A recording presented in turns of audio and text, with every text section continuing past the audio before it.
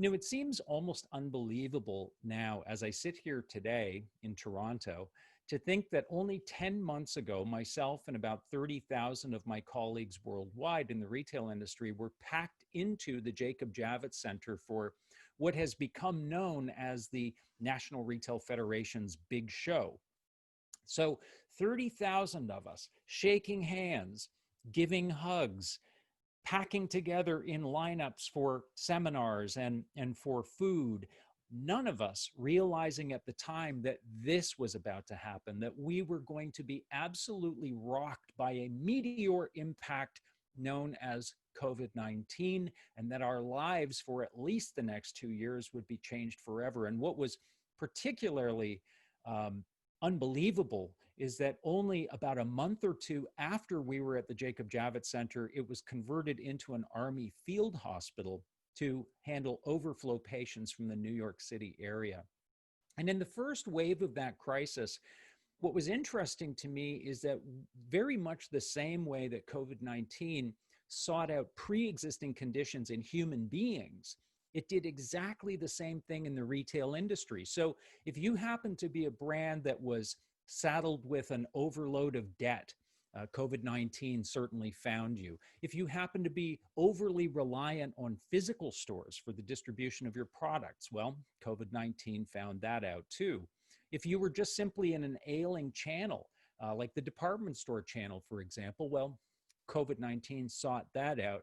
And if you just happen to be a brand with low brand equity, where you weren't really getting traction with consumers, then COVID-19 was probably fatal. And so that was really sort of the fallout that we saw in the initial phases of this crisis. And we're all, of course, aware of that. But what I want to focus with you today on is more of the longer term. I think there's a huge risk in a crisis like this because there's so much happening, because it's so dynamic. There's a real risk of sort of getting stuck in the moment, and taking our eyes off the horizon.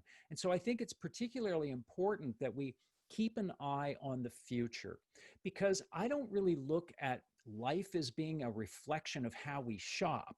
I look at it the other way, how we shop and retail in general is a reflection of life. It's a reflection of how we live our lives, and it always has been. So we have to really think about how our lives are changing here. More and more of us are working from home. You're probably watching this seminar from home as we speak, and that is likely to continue. There's consensus that we're likely to see a percentage of consumers working from home on a permanent basis, or at least a lot of that time.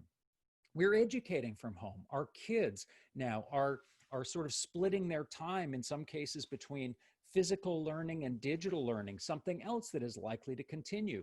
Where we live and how we live is changing. People are moving out of major urban centers, looking for more space, and that too is something that is likely to change, at least for the near term.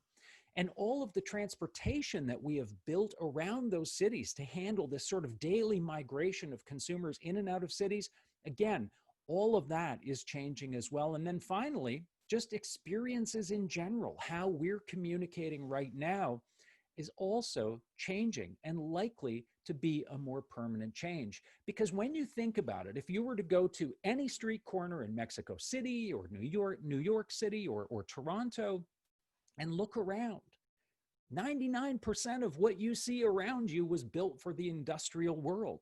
It was never built for the digital world. We certainly wouldn't build all of this infrastructure and physical buildings, especially in the retail world. So we have to really think about how things are likely to change. And I don't really see COVID-19 so much as an acceleration, as much as I see it really as kind of a wormhole in time, where we are being pulled as an industry out of the industrial world and into the digital world. And I think that's going to have significant implications that we're already seeing.